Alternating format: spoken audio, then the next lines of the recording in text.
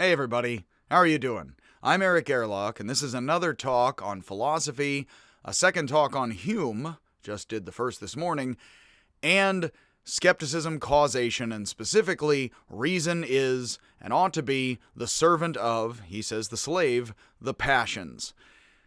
This is a very interesting subject, and I did want to break off the last Hume talk, not only because it hit an hour already, but because there is another whole point of Hume which is very important in dogmatic and skeptical thought back and forth.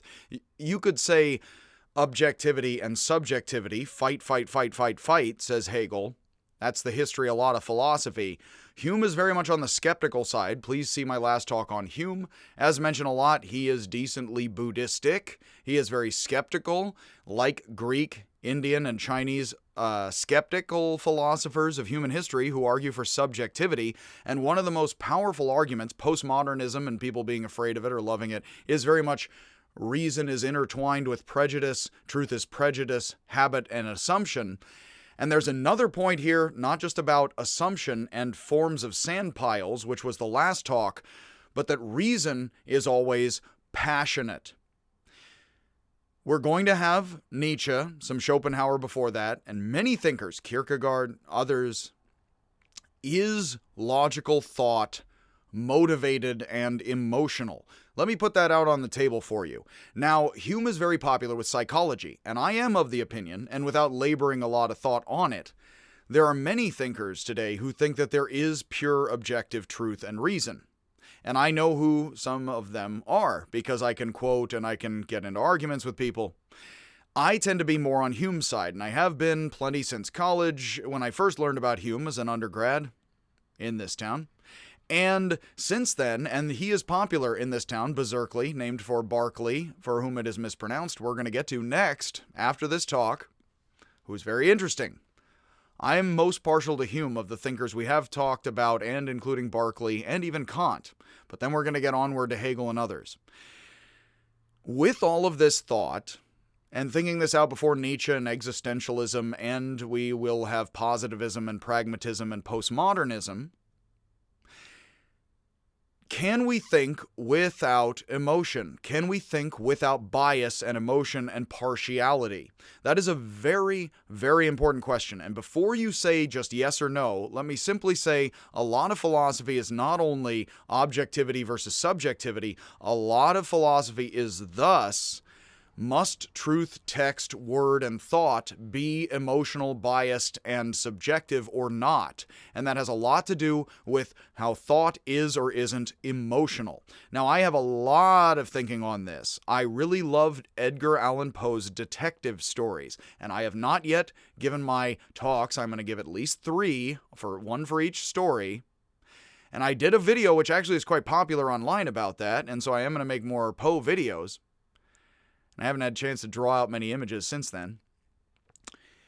But Poe says we are playing with a certain deck of emotions, and you can see that. And I'm very into that thinking and fitting it into Lewis Carroll and then Wittgenstein. Hey, buddy.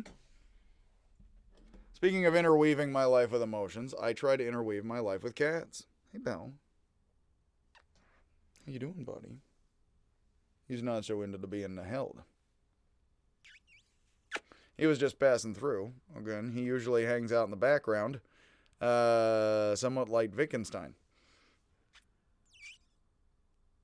who's always in the background of my thinking, as well as cats. Yes, again, we will get to Kant and the fantastically, well, for him, untrained cats, and we'll ask whether or not cats or categories are trained in time or not, or whether they're ideal static glasses. We're going to get to that with Kant after Berkeley, as already mentioned. Hey, buddy, he's coming back through. All right, then. He'll probably, yes, he'll be coming around the mountain any second now. So, essentially, without desire, I will say, and one of the things that I often put forward here, I read, and I would have to cite and find my source first in order to cite it, but I have read anecdotally, which is a great form of evidence, yes, it's quite preponderant. that in literature about antidepressants, when they do put people on massive doses of antidepressants and other drugs, of course, if you are completely passed out on Thorazine, you cannot think or do math. So that's obvious. Well, without at least some caffeine or something, yes, you aren't motivated to do math very much. But not just being up and awake, if you are on massive doses of antidepressants and awake, they have people say, so what are you thinking right now? Or they ask them like, nothing. I'm just sort of not really thinking about anything. So would you do mathematics on massive doses of antidepressants? Would you feel the math problem doesn't fit yet? Would you feel bad such that you feel motivated to do the math problem? And then would you feel good and calm a bit with a snap, maybe a bit of a twang of tension, and then calm and good about the completion and feeling it fits, as Wittgenstein says, of the math problem? I think that Hume here is plenty correct, and I do like pushing it through Poe, who is coming along mid-1800s. He has not existed yet. He has for us, of course. And then after him, Lewis Carroll, who liked Poe, and Wittgenstein, who liked Lewis Carroll, and then has a lot of other folks he's into that we have not covered yet. But is there such a thing as objective truth that does not feel like it fits or feel emotional about anything? We could certainly agree that that it would be weird to say that I got so upset that 2 plus 3 didn't equal 5, but at the same time, could any human beings enter into a practice of 2 plus 3 equals 5 if they did not have regular feelings and desires? And I mean, with each and every step of the math, those feelings and desires about the situation changing. I don't just mean overall they're motivated to do math. I mean, would any moves of thought happen without fuel, thus emotion?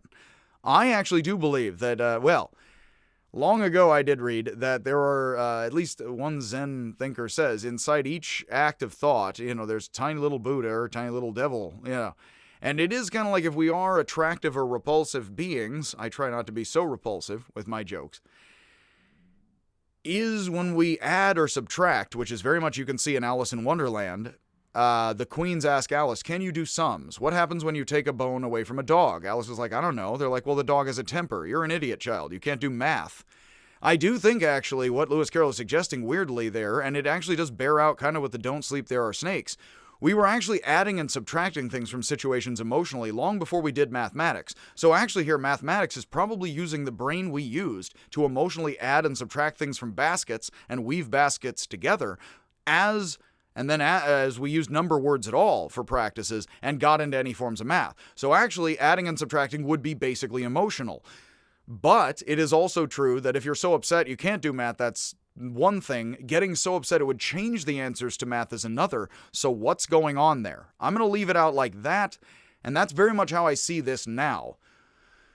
Very much, in just speaking in a nutshell there. When we think much about something, we are passionate. If one tries to solve, and not just overall, but again, each motion of it. I am going to use Edgar Allan Poe's Dupin, Detective Dupin, I'm going to say Dupin because, again, it's kind of the fake American pronunciation, and he is fooling and duping people.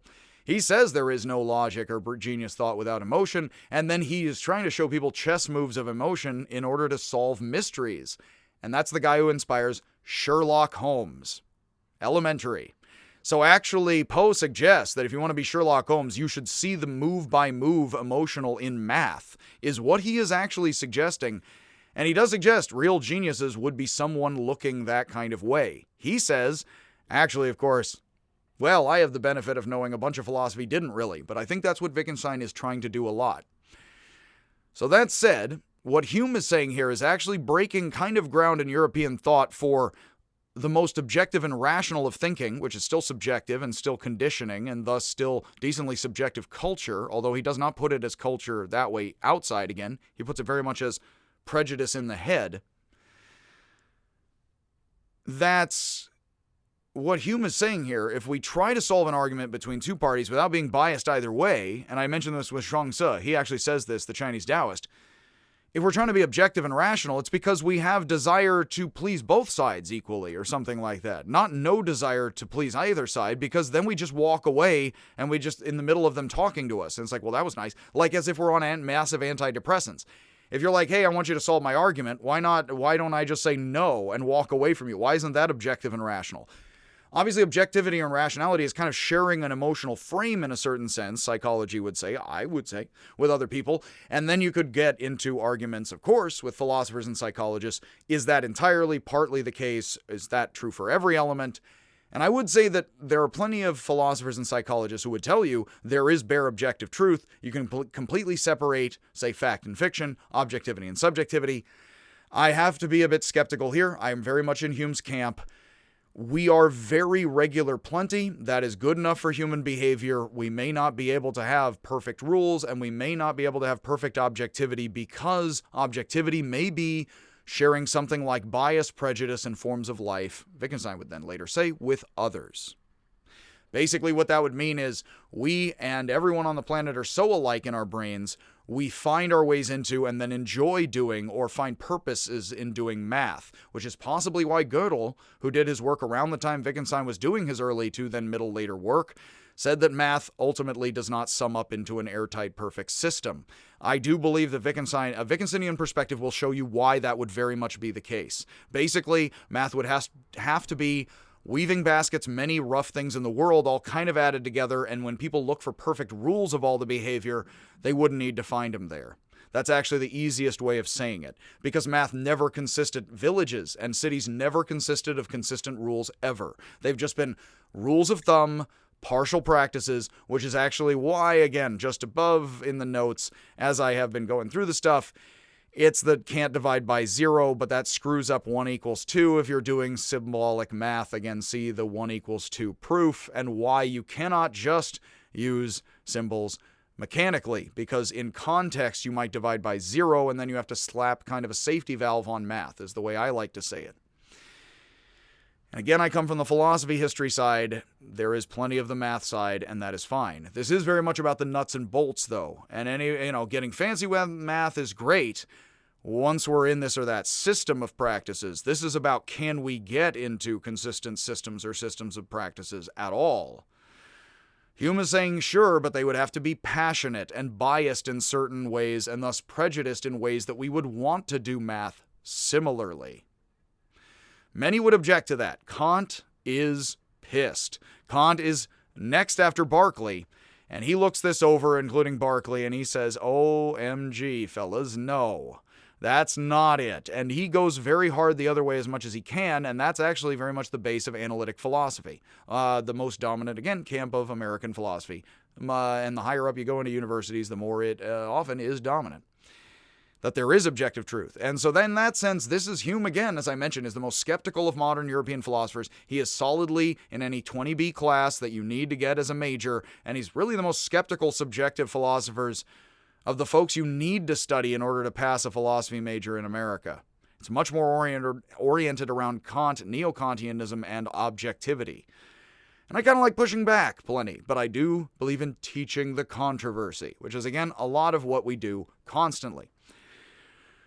So, 8 years after Hume published his treatise on human nature in 1740, and then his condensed abstract of a treatise of human nature, the condensed version, to clarify and popularize his ideas, he composed his Inquiry Concerning Human Understanding in 1748, to further simplify his ideas and argue for them more forcefully. This is, again, it's a couple years before the American Revolution.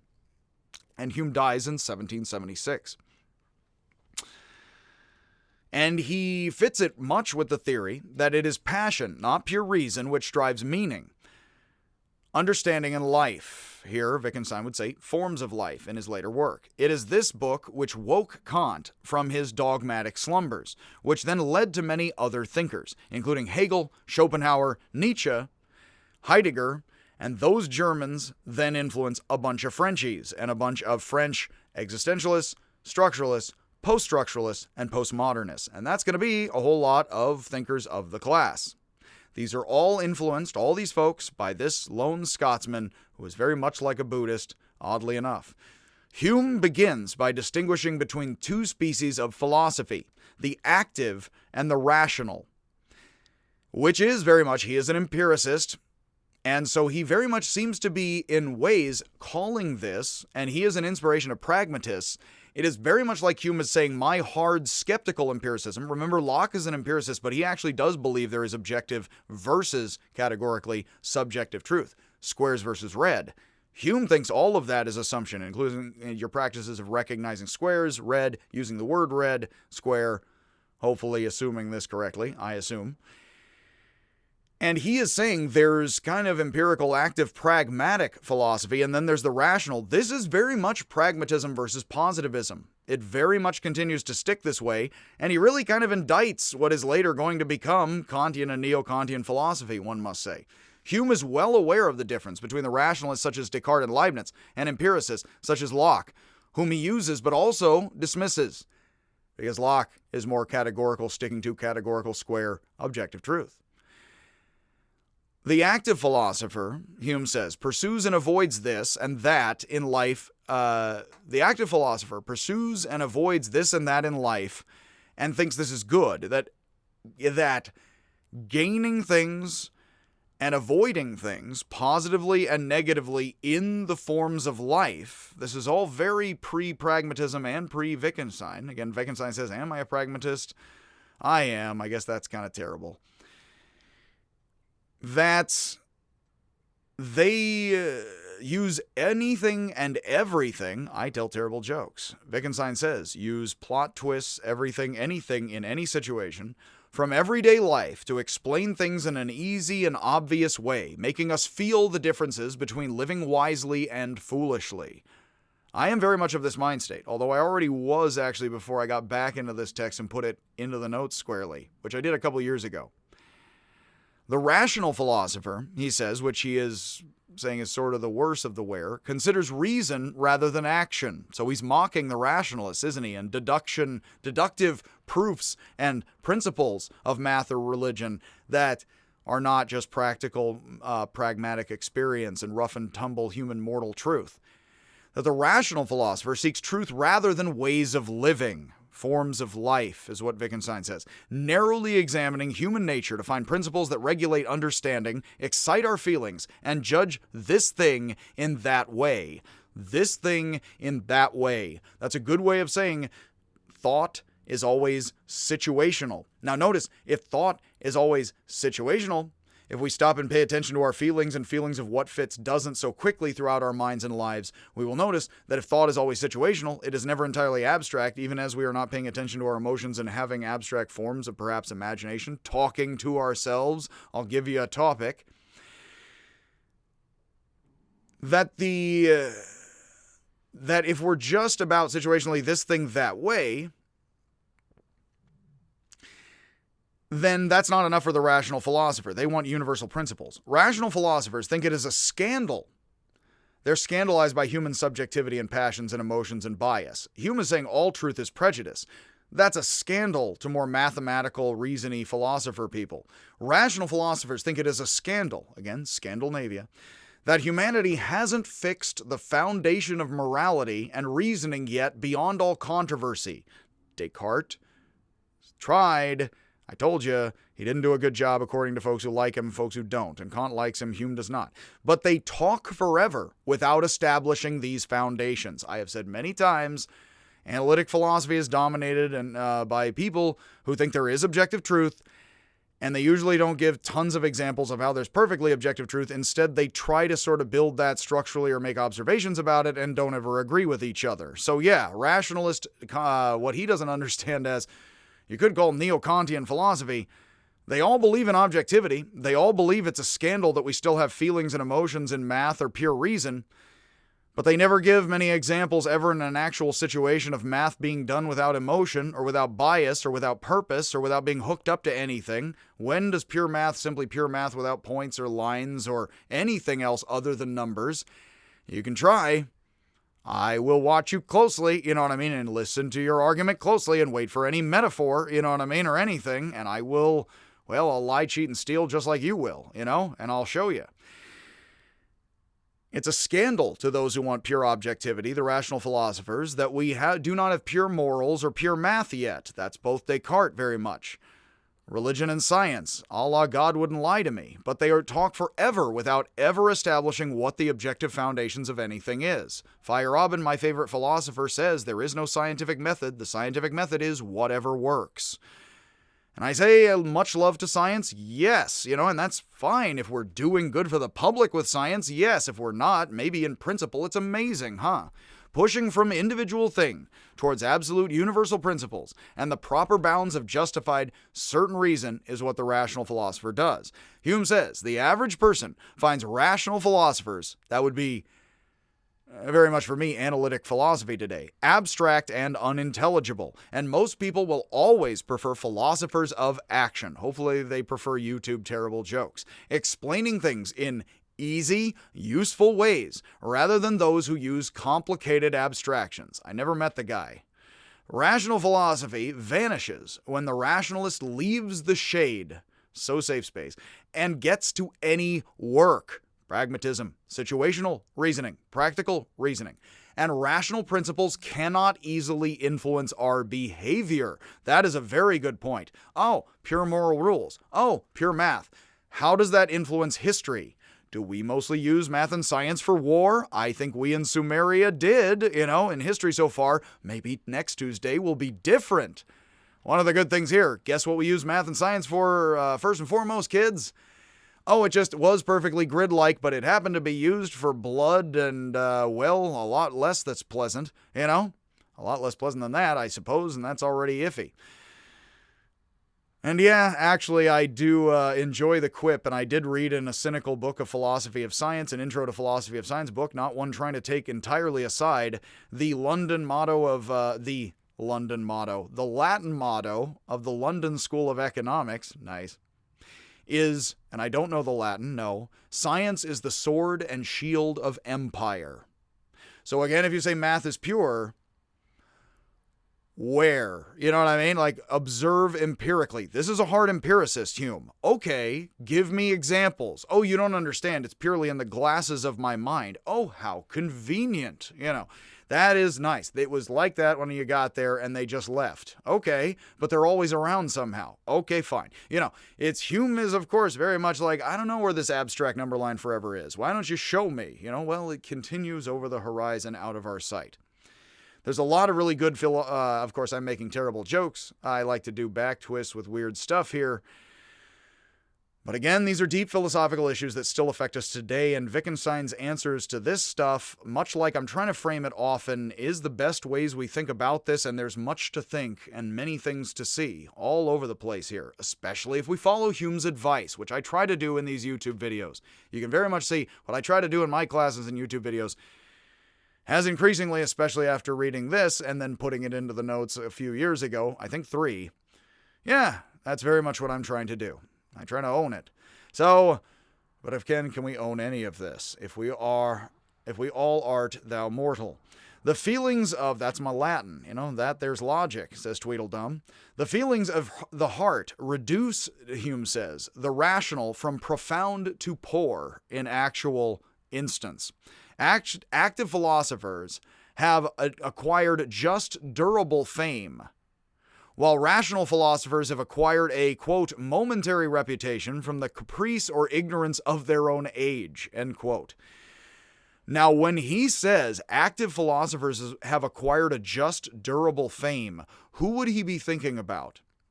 I think even before Karl Jaspers, what Hume is probably thinking about here, and this is not, because this is a man who wrote about history of religion and history of politics, even though he is a man of his time of the 1700s, he is probably thinking of people like Jesus, Socrates, and even possibly Buddha. If Gopnik is right, and if her research is solid, and seems it to me, is in the paper she has on her website, and appreciate, again, giving out stuff for free on the website. Again, that is how to educate the masses. Yes, you know what I mean? Public education, again, should be free. So, Hume, basically, of course, is saying here that be sort of more like Jesus and tell parables. Maybe those were terrible jokes. Some of them seem it. In fact, I have a good book on Jesus' parables I have not read through that makes a good point here, which is awesome for anyone to find, the Christian or the non-Christian alike. Jesus' metaphors and parables usually cast God in a really weird sort of way as a terrible thing, and that's really weird and counterintuitive. It is very Zen-like. Well, cut off the head of the Buddha. I don't know. It's all, this, and they're jerking you around. Jesus really is like, let's say God is a terrible master who's like really kind of, like giving everybody two or something because he's bad at arithmetic. I don't know. It's like Jesus is always sticking people in weird, awkward situations with his thought experiments and parables, which you don't notice at first. But once somebody points it out, it's like, yeah, why is he trying to throw it's like all the people of his life would be like, God is great. And he's like, okay, so God's like a weird guy. And it's like, what? What if God was one of us? Is he just on the bus, It's like, why would he do that? Well, he'd throw you around situationally in a weird way. And again, what actually Hume sort of seems to be saying, which is why that's all just my impression is not. I will not sing. That's never justified here. That, basically, that's only in the shower for my cats. That active philosophers are something like Jesus or Buddha or something, where they're going around teaching a bunch of people a bunch of rough parables and jokes, and then people are like, I get it. And he says, no, university more philosophers are people who want rational principles, and those people aren't going to have much influence on anybody. I hate to say it, but we are in a time where we need to popularize philosophy with just this sort of thing in mind, which is, again, why I like doing this kind of stuff. A lot of times people read philosophy, even though there's been the common language movement. You read an analytic philosophy essay, it is not designed to teach the average person practically a lot of anything, and much love, I have not read everyone's work, nor could I. Please don't send me everything. So Hume doesn't seem to like rationalism at all. I have to say, if we dig him up today, set him square like the statue, facing Edinburgh, is facing academia, he probably wouldn't love it none too good none, But then again, maybe he would paint himself half blue and charge downhill at the Brits. I don't know, whether or not he assumed himself to be so. So, essentially, Locke, he doesn't like rationalism, academic philosophy, Locke, or anybody else, and he said this is only 80 years old and just getting started. So he's already throwing elbows here, the roller derby. This is only 80 years old and already is, I have the Action Philosophers comic book, and in there, they definitely have the bit with Hume repeatedly saying, and of course it's not in accent in the comic because it's quiet. It's on paper. But he keeps going around being like, if it's not empirical, it's crap. And he's just like in the Scottish, Shrek-like accent. That is Mike Myers' So I Married an Axe Murderer. And then that just became Shrek randomly. And now people know that is Shrek very much. If you haven't seen So I Married an Axe Murderer. Whoa, man, with the beatnik impression. I do like. But yeah. Hume says these guys are just like sort of compared to artists or like somebody who like would say something simple and profound. Academic philosophers are not going to be remembered by anybody because they don't do useful things for people. Like they don't help people understand their lives is what he's accusing people of. Unfortunately, many people have said that about academics, philosophy in America, analytic or otherwise, since the 70s, and this is not getting done too much, better than that. So I do enjoy doing all of this. Hume says Locke will be entirely forgotten. Well, we didn't. I just did that, But he does say Locke will be entirely forgotten. Quote, end quote. Wrong. He assumed too much, didn't he? Well, then again, he's pursuing truth. And if all truth is assumption, then that's what he's going to get. But he lumped and assumed Locke, his fellow empiricist, firmly with the rational camp. What that means is perhaps, again, you could call Hume a skeptic, and you couldn't really call Locke a skeptic because he does believe in objective truth. So he is more dogmatic as far as Hegel would place them. And yet empiricism is rocking back against rationalism and deductive truth. So Locke's kind of in the middle. Hume puts him on the other side of the aisle, over with the sort of objectivist rather than subjectivist. Although he is not using those words, they would weirdly and plenty apply. So Hume says the philosopher is a character who supposedly does nothing for the world. He says, people are like, philosophers, they're useless. Chuang-Tzu says, people keep claiming philosophy is useless. I'm fine if they leave me alone. Believe me, that's good for me. That they're wrapped up in reasonings beyond comprehension of the public.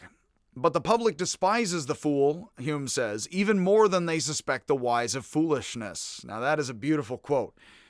While people may not like the philosopher, they hate the fool more than they think the wise foolish. That is a good reason to pursue wisdom, even if often it is mocked. The balanced character engages with the public. the sciences and arts. Again, I really want to do philosophy with everything. I do not neglect religion. I do not want to seem anti-scientific or anti-math or logic. I am trying to be, as Hans Sluga, whose work I follow, says, we're being historical and psychological. That's all. This is also in league with the social sciences. Hopefully, you don't hate all that too much. But this is such that the student can be sent back to life with some ability and some wisdom. He says, engage with everything, remain also detached and apart, lead to the easy and useful active style and species of philosophizing, so people can gain some wisdom with all the practices of life. Yeah.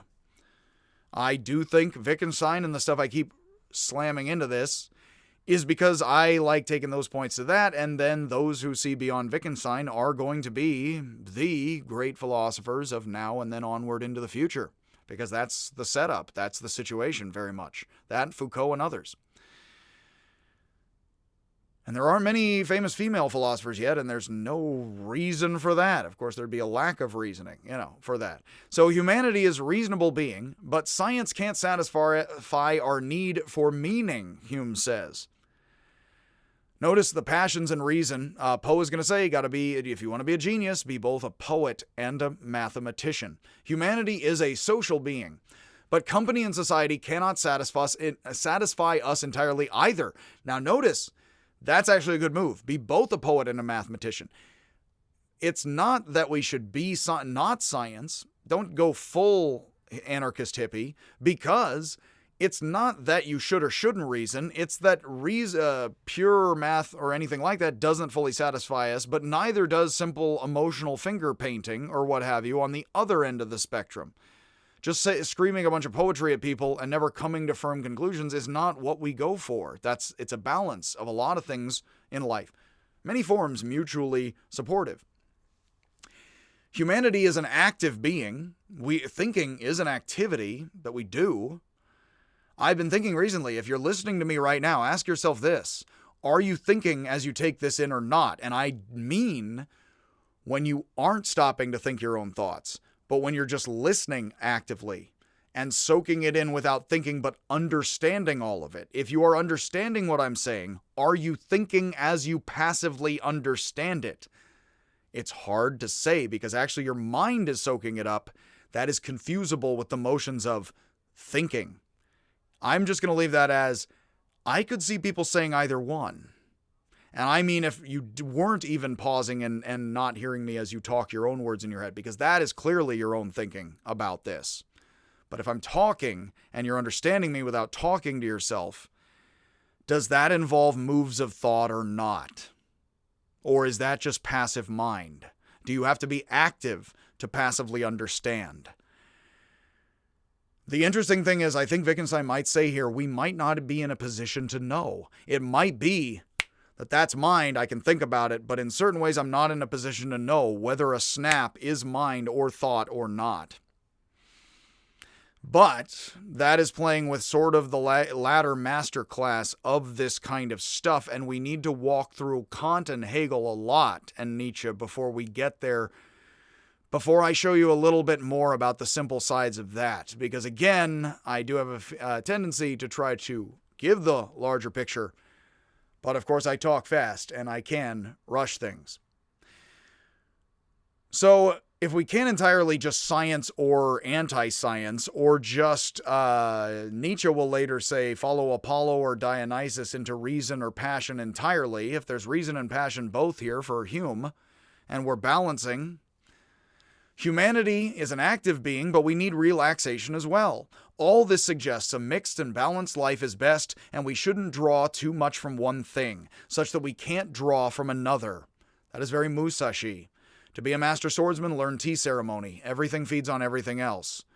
Whereas Tsunetomo says, no, just practice the sword. Do not do anything other than practice the sword. Musashi says everything you do feeds into every other thing you do and builds on everything. And that's what Hume is saying here, more like Musashi, the multivalent Zen Buddhist kind of point of view, although both those folks and Tsunetomo like a bit of the Zen. We should do science, Hume says, while keeping science human and humane. That is good to walk out through positivism and pragmatism, all of which we'll talk a lot about and dominates feelings and thinking in the sciences and philosophy a lot still. And we should do thought, which becomes too which becomes too abstract, is punished with depression, he says. Bad calm, very Eeyore, received coldly, and condemned to obscurity. I am thinking of the Poe angles a lot lately. Good, bad, tense, and calm mixed together in different patterns. Be philosophical, but also be human.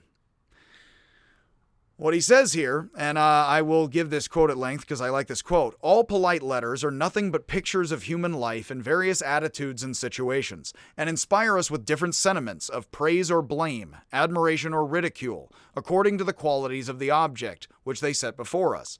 An artist must be better qualified to succeed in this undertaking. Artists are better than mathematicians in ways here for thought. Who, the artist, besides a delicate taste and a quick apprehension, possesses an accurate knowledge of the internal fabric, the operations of the understanding, the workings of the passions, and the various species of sentiment which discriminate vice and virtue. How painful this inward search or inquiry may appear, it becomes, in measure, requisite to those who would describe with success the obvious and outward appearances of life and manners.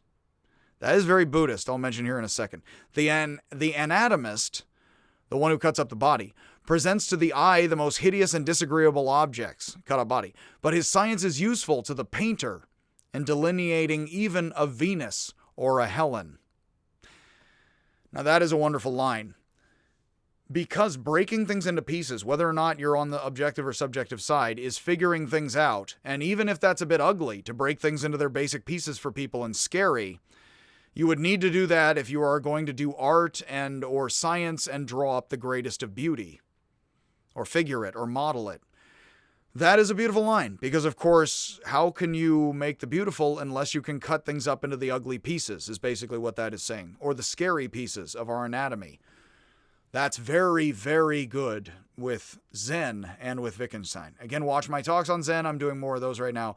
They would love this kind of language. And again, Hakuin is right at the same time in the 1700s, just did today, in Japan.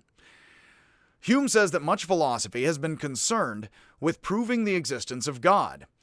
Now, he doesn't say again, he's not going to say no. While much effort is made to refute atheism and skepticism, he says, it is also asserted that complete atheism and skepticism are impossible, he says.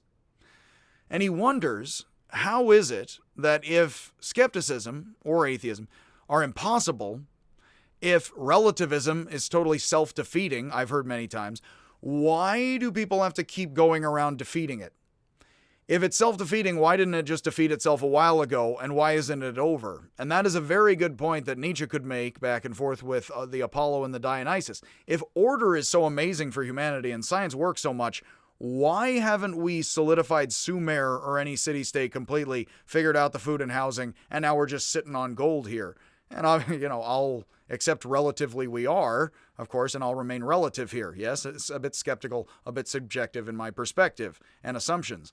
Is that, why would a knight, he says, how could a knight continuously wander the countryside seeking to defeat dragons and giants while convinced that they do not exist? I've pulled that line on many people after reading this, and then just a couple years ago, rereading it and then slapping it into the notes. So let me get this straight, dogmatic philosopher, rational, analytic, positivist-minded person. You do believe that there's pure objective logical truth and formal logic. However, you are continuously wandering the countryside trying to get rid of contradiction in spite of the fact that contradiction is impossible. Well, perhaps actually contradiction is all around you as human reasoning, and it's very emotional, and it's all the arguments. As the history of thought. I said historical and psychological, not formal logic, didn't I? So, yeah, that's kind of what he's going to say before formal logic is even a thing, and as it is in the 1800s, he's before this. Anybody who goes hard formal logic rather than decent range of psychology in the social sciences here is oddly saying objective truth exists, but I have to continue, and it could only exist. Subjectivity must be, in a certain sense, false and fallen. Now I have to go around defeating it. There's a wonderful line. Nietzsche loves Hume, and there are many lines of Nietzsche which fit perfectly with lines of Hume, which could not be completely accidental, although time, again, in many pages had passed, I'm sure. And Nietzsche says, in his Beyond Good and Evil, which is very much the text I teach of Nietzsche, why is it that objective truth is so hardcore and so pure and so diamond tough, and yet it's always that truth is so innocent that we must defend it, is what he says, which is very much like the knight, except it involves the princess. It involves the pretty princess of truth here and meaning. Women often symbolize meaning and not necessarily form of truth, form of beauty, but the meaning and the purpose of things and what some want to acquire. And he says it's very interesting because, of course, it's kind of odd that you say this is the perfect lady, but by the way, I keep having to defend her from legal charges as her attorney. I advise her to get the convertible and drive until she hits Vegas. So, yeah, hopefully that all stays there. And why do we have to keep defending this pure truth being if it keeps screwing up and committing war with math and everything like that in science? You know what I mean? Again, science is war and agriculture, like the title of the book, Gun with Occasional Music, yeah. So how'd that happen continuously? Oh, I forgot we're being observant. You know what I mean? We're making sure we dot our I's and cross our T's here. Yes, that's being rational. Of course, as I've just been saying, he's mocking people who are like, I have the pure form of truth. It's unemotional. Well, why don't you show me the beetle in your box then? Break out with it. Come on. Bust it out. It's kind of hard, but you're passionate about it anyway. Poe says, if you tell a mathematician math is not a pure being, step back, they will try to knock you out. Is the mathematician a pure being? Apparently and observably, empirically not. And neither am I. So, you have here that, I have to say, it is very interesting because I like standing up at least plenty for subjectivity, and I like being on that side a lot with Hume. And I do have to say, all too often, not always, it is too easy to slam it shut and say this is always the dogmatist, or the one who tries to push more objective truth as pure and separate, and rather discreet, like a princess.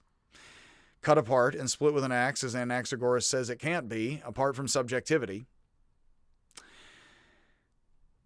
Is that I have found it continuously interesting is people very much on YouTube come out, especially like sometimes theological evangelical people. Oh, you believe in relativism. Therefore, relativism is absolute. Therefore, good night, everybody. They do not stop and listen. And it's almost like they feel the need to defeat something that they don't properly defeat. Well, that's going to be self-defeating, as in it don't none, because it's just going to circle around and not hit the thing, because why else would you keep charging around the countryside trying to defeat subjectivity in mathematics or morality? And again, he is actually getting us dangerous to questioning the actual existence of God as opposed to like a living universe or whatever he did believe in the 1700s, maybe deistically. He's probably deistic again. Again, he is getting as close to questioning everything human beings believe in as he dare put on print in the 1700s in Scotland, and for that he is admired much, and thus. So, Sextus, the Pyrrhonian, of ancient Greece, argued that because dogmatists argue against skepticism as well as each other, hate all dogmatists and fundamentalists alike, they betray their own position and give us good evidence that their dogmas can be doubted and opposed. He also does say, but they all hate the skeptic the most, because the skeptic is the one who shows them that all dogmatism on all sides that they hate anyway, other than theirs, is wrong. Or at least part truth, not full truth, gray rather than black and white. Hume criticizes Descartes and the rationalists who seek an absolute and unquestionable starting point from which to reason. Where's the unquestionable starting point? Heidegger's going to say we're just thrown into this. We don't have an absolute starting point. You're just there in the tangle of it.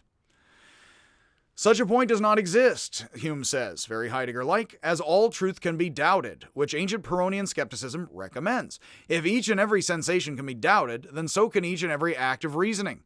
While the Pyrrhonians, such as Sextus, used examples such as an oar appearing bent in the water, like a straw, we still have some of those, Hume is concerned that Descartes can doubt sensation as well as any Pyrrhonian, but cannot doubt reason, and attempts to defeat Pyrrhonian skepticism, which he does in a letter to a friend, says, I'm trying to do this, through the use of reason. It seems that conception is more difficult to doubt than perception. For Hume, this is disturbing, given that all of our reasoning and our ideas are derived from and dependent on sensation. Hume argues that the great subverter of skepticism is employment. I love that line. Again, philosophy majors should have many hours to sleep in and then do things in bed like Descartes. So employment, what the heck is that? Never seen it. They got to get back to the job now. The great subverter of skepticism is employment. And he actually says, and I love mentioning this, and it just works too much with the whole philosophers can't get a job routines, unfortunately. Gotta love the Mel Brooks routine, of course, from History of the World, where it's like, who are you at the unemployment office? Of course, it's the guy, he's a gladiator. It's like, did you kill anybody last week? No. Are you going to kill anybody this week? You going to try? Yeah. All right, this is your last week of unemployment insurance. Do we still have that? I don't know.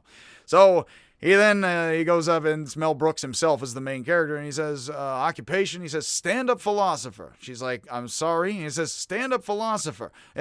I coalesce the vapors, of the abstract into and this is very the active philosopher, into a condensed, understandable form. She's like, oh, a BS artist, though she doesn't say BS. He's like, grrr. He's like, did you BS last week? He's like, no. She's like, are you going to try to BS this week? He's like, yes. I'm going to try to bull people around with all of this and the passions, and then that will hopefully lead the reason. Not often, though. Nobody wants that. So the great subverter of skepticism is getting a job. Then you don't get to have so much fun, The occupations of common life. He's not kidding. Because we must act and eat, he says, and I mention this bit all the time. Because we have to eat, we cannot afford to be entirely skeptical. Now notice that doesn't mean, oh, hooray, we don't have to be. It's like then we rely on Apple production, and that makes us dumb and ignorant, of course, is what he's applying, like the rational philosopher who wants principles and is just ignorant of the constant turns and twists of experience. And understanding that truth is actually assumption and rough, as Wittgenstein says, ragged edges.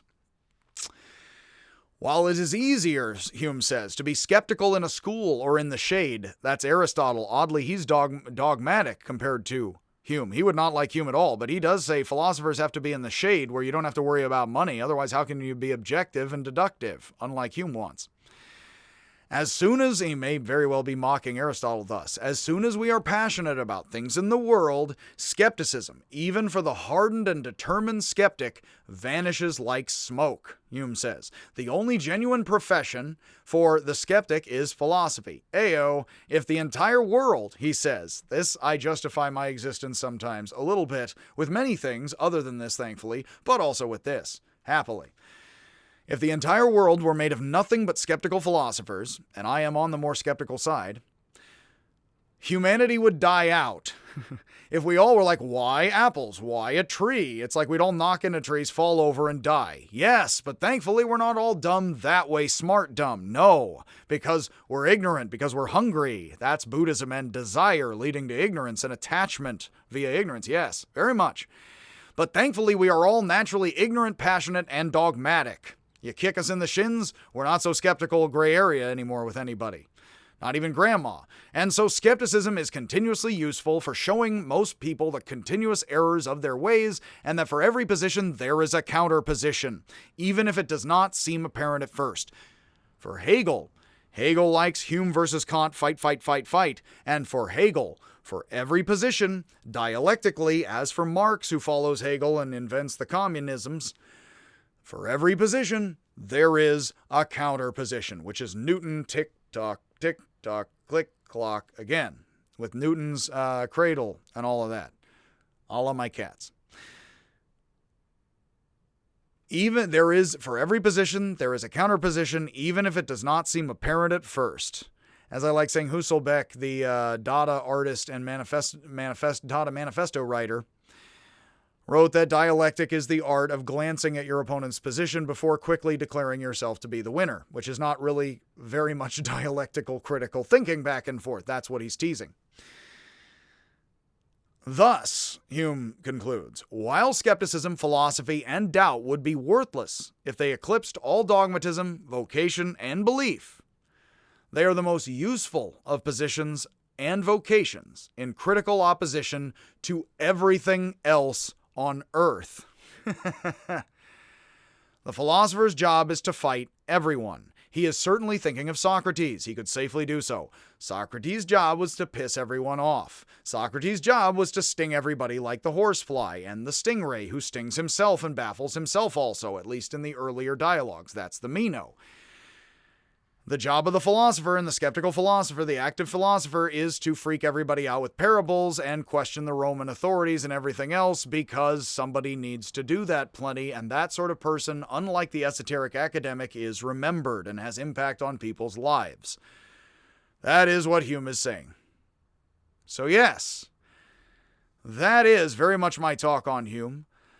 I do have a long story I sometimes get into. I will not. But I did actually have trouble finding David Hume's grave. I did have the thankful fortune to have gone briefly to Edinburgh. And I did almost not manage to get to David Hume's grave before I had to leave, but then I actually, from a graveyard, running around to the graveyards in the old area of town, I saw from a hill a graveyard. I was like, maybe that one. Ran down, almost fell down a couple of steps, hurt myself bad, and 2 tourists were kind of frightened of me that moment, assuming I would hurt them. And then, yeah, I managed to find it, saw it, was really happy. There's a, right next to it, there's a monument to Abraham Lincoln. Weirdly, in the same graveyard, like a monument to Lincoln having been assassinated, in that graveyard very nearby that, the Scots giving homage to Lincoln. And again, I actually would have to get clear about that.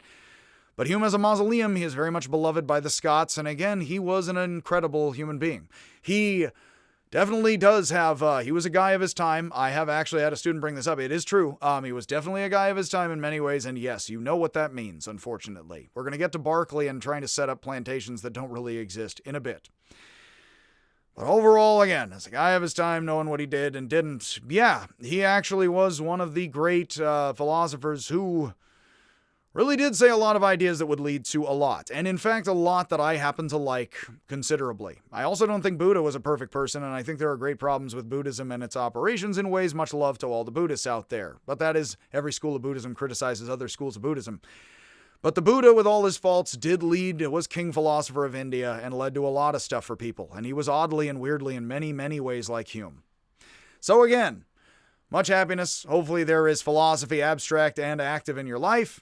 And you can fit a little of Hume and a little bit more assumption here and there into existence. So much happiness, much love. Thank you for this through here, second hour here, talking on Hume. We're going to get to Berkeley, again, for whom Berkeley is mispronounced, next in the class. And I will see you, and I assume I will and won't, if I ever see you.